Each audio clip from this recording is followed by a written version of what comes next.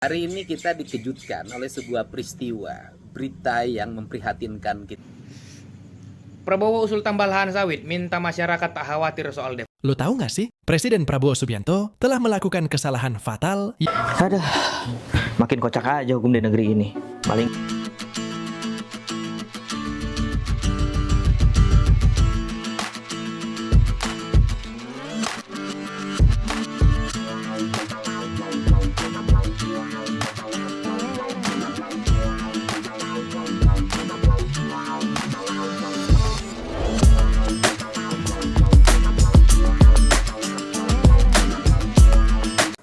Assalamualaikum warahmatullahi wabarakatuh. Berjumpa kembali dengan Romlia Pratama. Teman-teman sahabatku semuanya, gimana kabar kalian?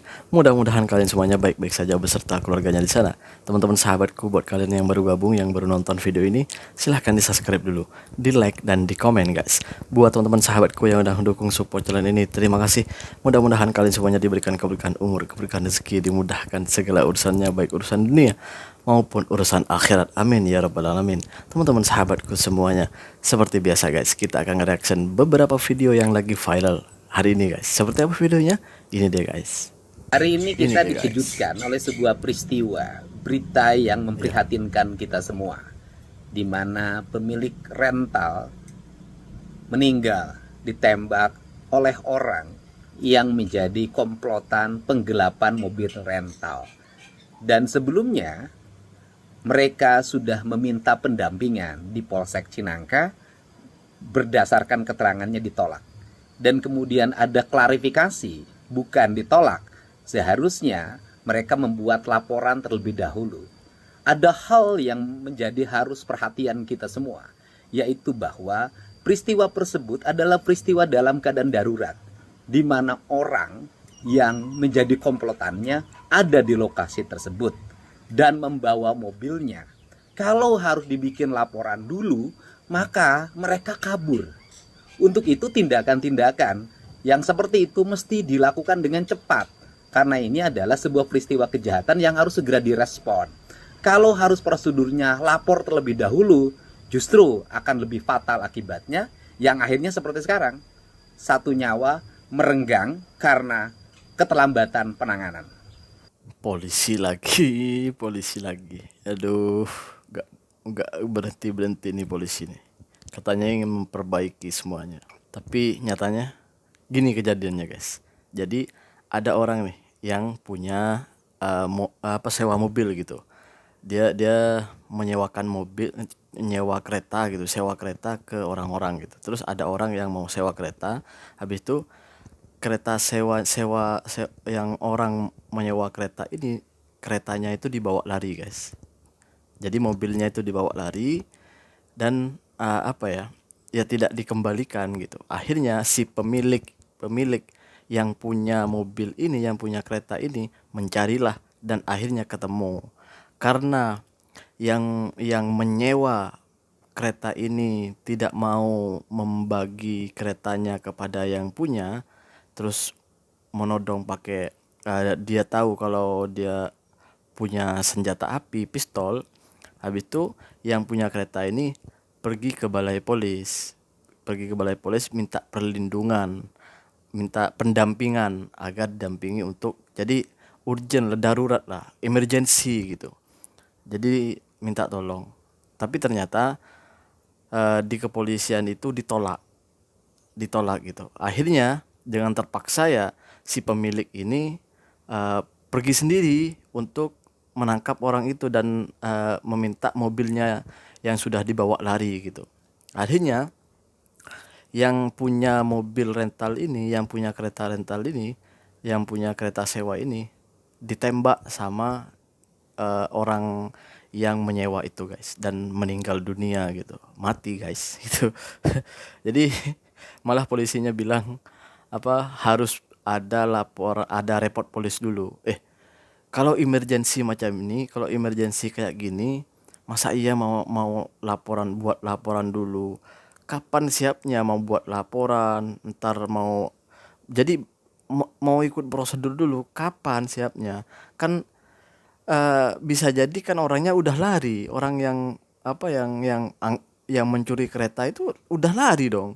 Kalau mau buat ini buat itu, artinya emergency itu nggak usah lah buat laporan dulu, tangani dulu, bantu dulu untuk eh, menangkap si pencuri itu, lalu buat laporan kan gitu. Ya biar masa iya sih emergency nyawa udah mau gimana gue ngomongnya ya. Aduh, masa iya emergency harus buat laporan dulu. Sedangkan laporan itu butuh waktu. Ya, ya udah lari dong. Kita buat laporan, ya udah lari si pencurinya. Kan gitu logikanya. Bener kata Pak Deddy Mulyadi tadi.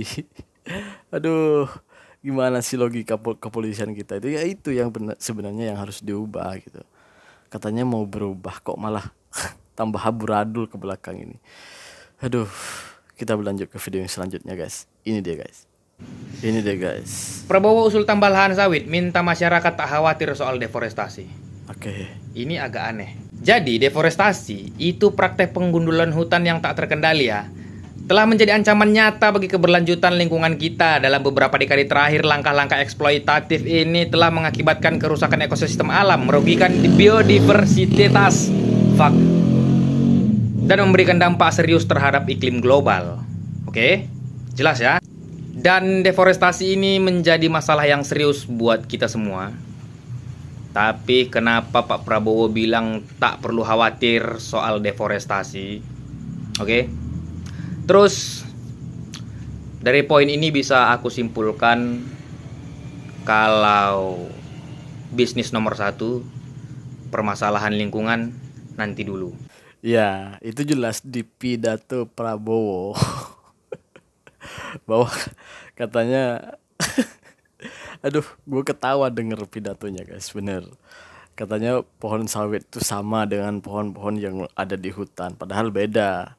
Beda banget penyerapan airnya ke tanah, terus pencemaran lingkungan. Ya beda lah pokoknya, jauh bedanya kalau dibandingkan ya kita banyak hutang guys, kita banyak hutang. Indonesia tuh lagi banyak hutang sekarang, tapi masa iya harus menghalalkan segala cara untuk mencapai itu semuanya gitu.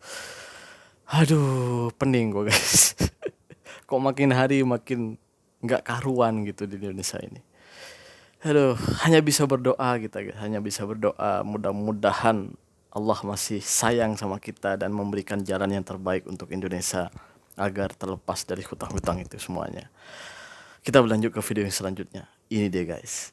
Lo tahu Ini nggak dia, sih, guys. Presiden Prabowo Subianto telah melakukan kesalahan fatal yang berisiko merusak hubungan antar negara setelah ini? adanya isu Presiden Erdogan walk out saat Prabowo berpidato Oh. di KTT D8 di Kairo, Mesir. Muncul lagi ketegangan antara Indonesia dan Malaysia. Apa penyebabnya? Awal mulanya, Prabowo dan Perdana Menteri Malaysia, Anwar Ibrahim, merencanakan pertemuan bilateral di Pulau Langkawi. Namun Prabowo meminta pertemuan tersebut ditunda dengan alasan demam. Sementara itu, Sekretaris Kabinet Republik Indonesia, Mayor Teddy, membuat pernyataan yang jauh berbeda. Yang tak lain dan tak bukan, ialah Prabowo memiliki keperluan penting di Jakarta, sehingga harus kembali segera dan bukan gara-gara demam. Hal yang paling memalukan adalah, Perdana Menteri Anwar Ibrahim sekeluarga telah sampai di Pulau Langkawi untuk menyambut orang nomor 1 di Indonesia tersebut. Menurut lu gimana? Pantas nggak hal semacam itu dilakukan oleh seorang presiden terhadap pemimpin negara lain? Ya nggak pantas lah. Masa ditanyain lagi? Udah ceritanya seperti itu, masa ditanyain pantas nggak pantas? Ya nggak pantas lah. Nggak perlu dilakukan oleh seorang presiden sebenarnya. Apalagi seorang presiden. Kita aja sebagai manusia ya. Sebagai manusia. Kalau sudah janji sama orang, kecuali emergency banget atau keluarga kita sakit kah, meninggal kah atau apa, sangat emergency dan tak bisa ditunda, itu baru mungkin bisa dimaafkan. Oleh itu pun masih ya pasti sakit hati lah guys. Siapa yang gak sakit hati? Udah mereka udah menyiapkan semuanya, Malaysia udah menyiapkan semuanya untuk menyambut presiden, ternyata di PHP-in. Aduh, masa iya pemimpin negara seperti itu? Gimana sih? Aduh, Pak Wowo ternyata nggak beda jauh dengan Pak Wiwi. Kita berlanjut ke video yang selanjutnya guys. Ini dia guys. Ada. Makin kocak aja hukum di negeri ini. Maling kayu Kenapa tuh? 5 tahun, maling ayam 7 tahun, maling kundang jadi batu. Lah kok jadi maling kundang? Maling rumah 9 tahun, merugikan negara 300 triliun 6,5 tahun. Hah? Gak usah kaget, kayak baru tinggal di Indonesia aja. Lu makanya harus sopan, harus punya 4S, senyum, salam, sapa. Baru 3. Satu lagi, suap. Jangan lupa guys, suap. Aduh, iya. Seakan-akan kita ini sekarang itu diajarkan oleh pemerintah kita untuk sama-sama mengkorupsi uang negara. Ya karena hukumannya, walaupun kita banyak mengambil uang negara, uang rakyat, hukumannya kok ringan. Hukumannya cuma 6,5 tahun. Itu kalau 300 triliun. Saya siap, Pak, untuk di penjara 6,5 tahun. Nggak apa-apa lah 6,5 tahun.